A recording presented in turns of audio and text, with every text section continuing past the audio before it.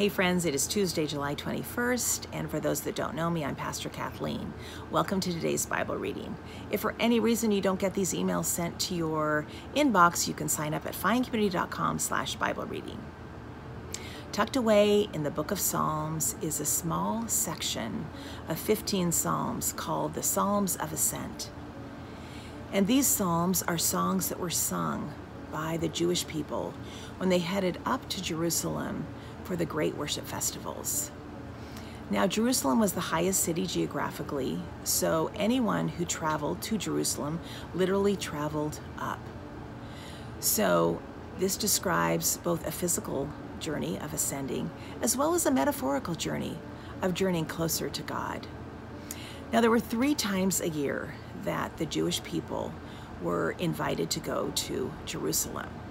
The first was for the Feast of Unleavened Bread, which included Passover in the early spring. And then there was the Feast of Weeks, or First Fruits, in very early summer. And then there was the Feast of Tabernacles, or the Feast of Booths, in autumn. And the people went to Jerusalem, and during the festivals they would acknowledge God's faithfulness, how he had worked, how he had provided, and they would renew their commitment to follow God. And then they would return to their homes and they would live out the realities of their commitment to God. And then they would do that until they returned to Jerusalem the next time.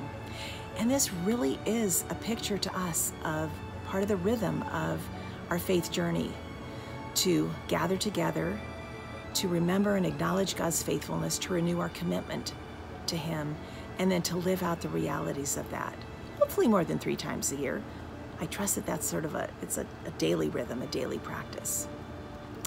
So these Psalms of Ascent were songs for the road. They were psalms to encourage and to guide. And our passage today is one of those psalms, and I hope it will be an encouragement, a guide for you. I hope it will be a place for you to be able to just name right now where you are today. Perhaps it will be a place of naming, being able to acknowledge God's faithfulness and recognizing how he has worked and how he's been faithful. Perhaps it'll be a place of renewing your commitment today to follow God. So please listen as I read Psalm 126. When the Lord restored the fortunes of Zion, we were like those who dreamed. Our mouths were filled with laughter and tongues with songs of joy. Then it was said among the nations, the Lord has done great things for them. The Lord has done great things for us, and we are filled with joy. Restore our fortunes, Lord, like streams in the Negev. Those who sow with tears will reap with songs of joy. Those who go out weeping, carrying seed to sow, will return with songs of joy, carrying sheaves with them. Wow, this is a psalm of abundance. It is a psalm of joy. It's a psalm that expresses God's restoration and laughter. I love this. It's inviting. And joy really seems to be a byproduct of abundance. And what does that look like for you? What does joy look like for you today? I'm reminded that it's a fruit of the Spirit from Galatians 5. And I wonder, how joy-filled are you?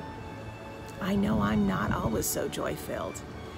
And this psalm reminds me that one of the ways to experience joy is by remembering, acknowledging what God has done, the great things God has done, naming those things. So I'm reminded, I thank God for my relationship with him, the ways that he drew me to himself.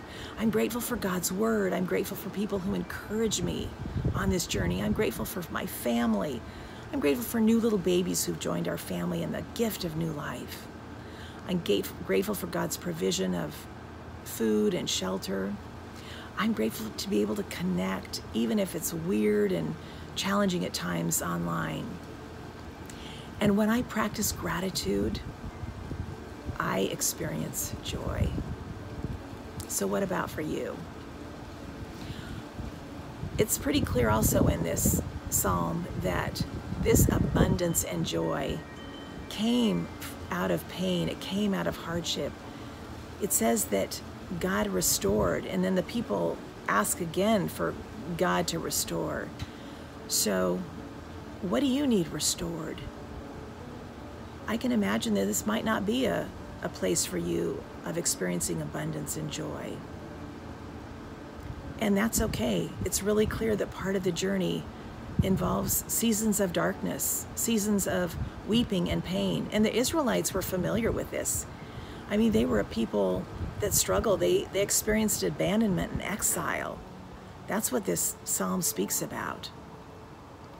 So I wonder for you, if you're in a place of darkness and perhaps sowing seeds and it just feels like they're buried deep in the ground.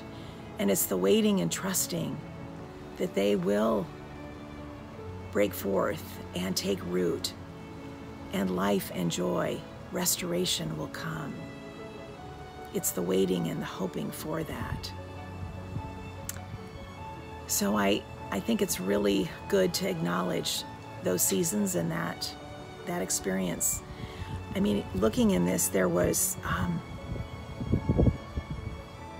time for tears, time for weeping, and even that picture in verse 4 about asking God to bring restoration, like streams in the Negev.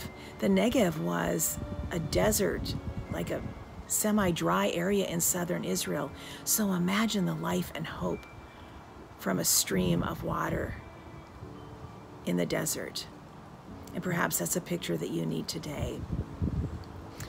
So I just encourage you, perhaps even rereading this psalm, to think about just naming where you are today, what is true today, whether it's a season full of joy or a season that feels like there's a measure of darkness. And I'm guessing for a lot of us, there's a measure of darkness, of waiting, of wondering, of that which is confusing and hard, and realizing that God is a God who shows up for us in those times and brings hope to us, brings joy to us. It's interesting that we don't have to have a strategy for creating joy. It's a fruit that comes from acknowledging how God is at work, seeing his faithfulness, seeing his provision, renewing our commitment to follow him. God is a God who is with us.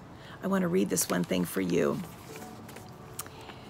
that this joy that's a fruit that comes from waiting and seeing God's provision, it comes from a God who accompanies his people, his wandering, weeping people, who assemble together to remember his faithfulness and renew their commitment. And so that's our invitation on our journey, day by day, renewing our commitment as we remember God's faithfulness. And we hold the memories, the experiences of God's faithfulness. We have that, and then we hold on to God's promises. And through that, we find joy in this journey.